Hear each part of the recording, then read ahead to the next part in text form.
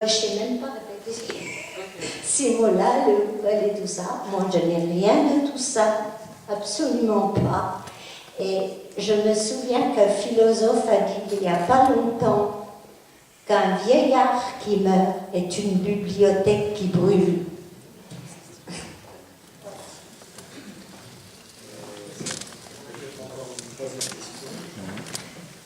Dernière question, peut-être.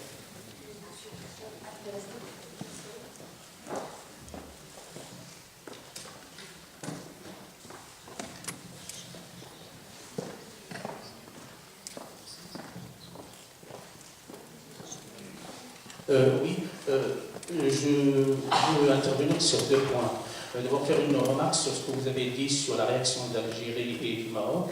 Je suis désolé de vous contredire parce que pour l'Algérie, c'était Mdelsi qui a dit ça, comme quoi l'Algérie a déjà fait sa révolution en 88, et au Maroc, ce n'est que économique, ce n'est pas vrai, ce n'est pas ce qui se dit sur les journaux. D'ailleurs, pour la petite anecdote, parmi ceux qui ont participé aux dernières manifestations, il y avait la 5e ou la 4e fortune du Maroc, c'est Mouloud Chabi, et il y avait l'ancien patron des patrons aussi qui était dans les manifestants. Imaginons ici en France, Bettencourt avec Jules Besançon dans la même manifestation.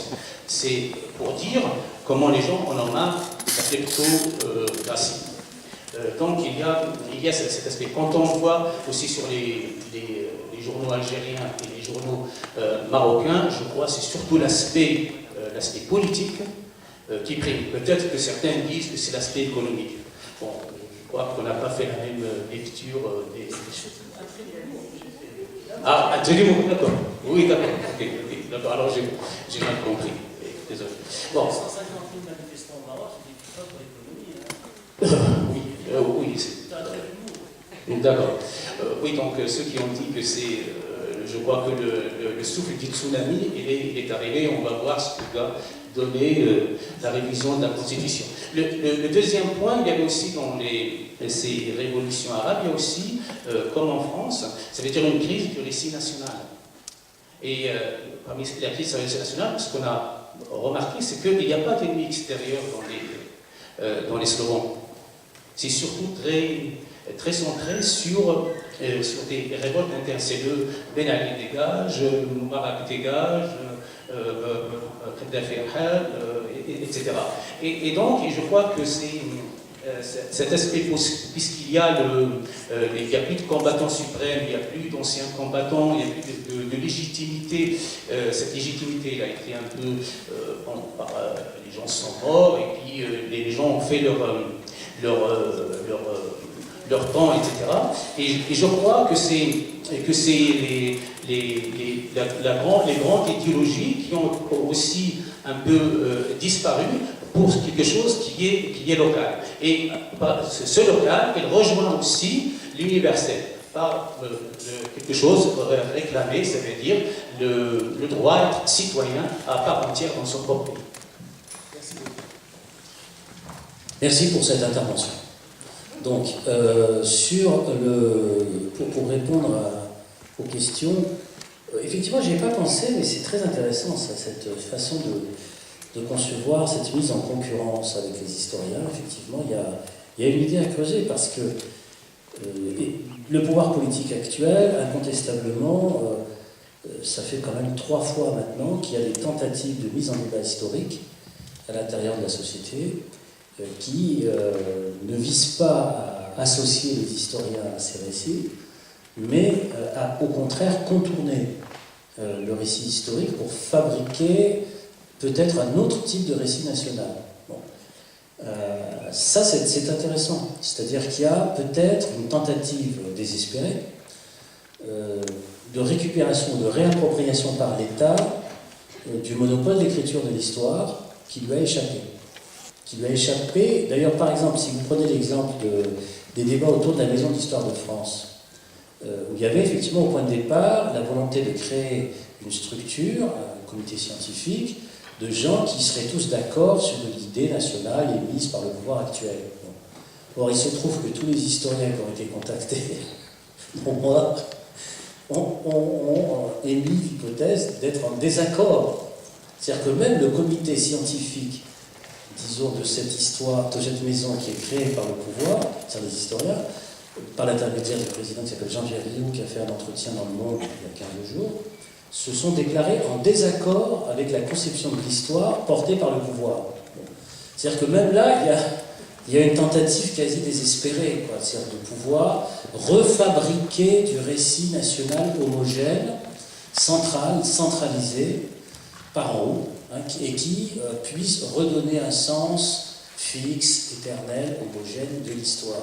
Mais c'est une tentative vaine parce que la société a profondément changé. D'abord, avant les historiens, il faut parler de la société. Des sociétés, elles sont des sociétés beaucoup plus éduquées, beaucoup plus à l'affût des bruits du monde. Ce sont des sociétés beaucoup plus, tout simplement plus cultivées, hein, et qui ne peuvent pas se satisfaire de récits homogènes.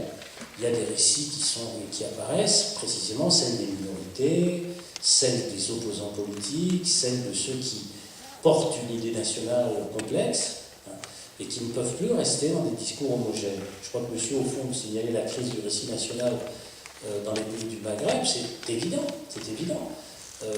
J'ai eu l'occasion de diriger des thèses au Maroc, en Algérie, par exemple, où au Maroc, il y a des thèses qui ont été soutenues, je ne peux pas rentrer dans les détails, mais récemment, il y a quelques années.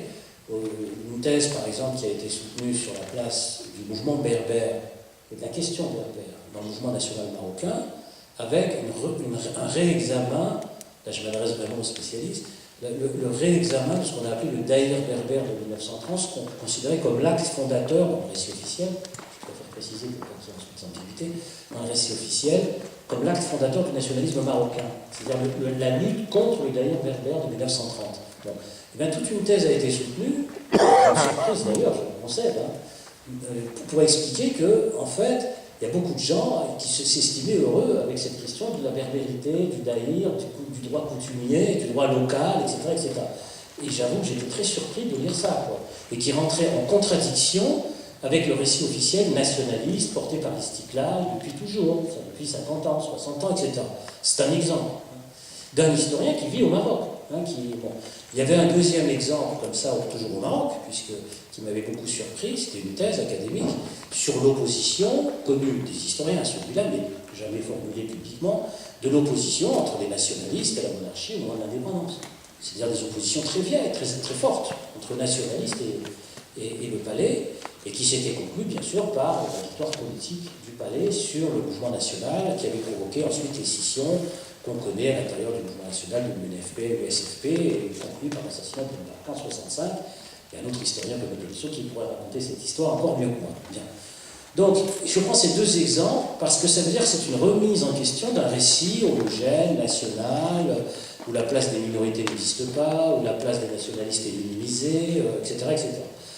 En Algérie, alors là, c'est encore, je vais dire, pire, parce qu'on a effectivement l'apparition de récits contradictoires avec le récit national, hein, et venant de groupes qui ne sont pas simplement des berbères, hein, qui contestent le récit national. Vous avez des récits qui sont contestés par des groupes dissidents du FLN, en particulier dans la crise de ce qu'on a appelé la guerre d'indépendance elle-même. Ce sont des gens qui ont été tués, liquidés, qui étaient des nationalistes, hein, qui ont été tués par d'autres nationalistes. Donc, par exemple, des personnages comme Aban Ramdan, des personnages ensuite, il y a tout un débat autour de la personnalité d'Amirouche. Ça s'est passé pendant la guerre. Hein, ce n'est pas des récits après coup. Hein. Donc, c'est une série de débats très violents, de querelles, autour, disons, de personnages considérés comme des héros nationaux, hein, dans la littérature nationaliste algérienne. Et donc, à partir de là, vous avez un début d'éclatement du récit, qui paralyse aussi, bien sûr, ce qu'on a appelé la commémoration du 50e anniversaire de 2012. Il n'y a pas que... La guerre des mémoires n'existe pas seulement en France, elle existe aussi de l'autre côté de la Méditerranée. Et les États peinent aussi, de l'autre côté de la Méditerranée, à retrouver le rythme d'un récit homogène. Hein, donc c'est aussi un défi, hein, de l'autre côté, parce que l'exigence démocratique, cette exigence-là, elle passe par un récit historique renouvelé, où chacun puisse s'y retrouver, hein, et non pas un récit officiel, prédigéré, venant d'en haut, etc. Donc ce sont effectivement des batailles importantes, mais en France, ça a pris effectivement récemment une tournure spectaculaire, avec le débat sur l'identité nationale, le débat sur la laïcité de l'islam, etc., etc. C'est-à-dire qu'on est en plein, effectivement, dans une volonté de reconstruire un récit national homogène, qui vise à éliminer ceux qu'on considère comme des ennemis, hein, comme des étrangers, qui resteront étrangers éternellement et jamais des citoyens. Et l'enjeu de cette bataille est décisif, bien entendu, dans les mois et dans les années qui viennent, c'est sûr. Voilà, je vous remercie beaucoup à tous.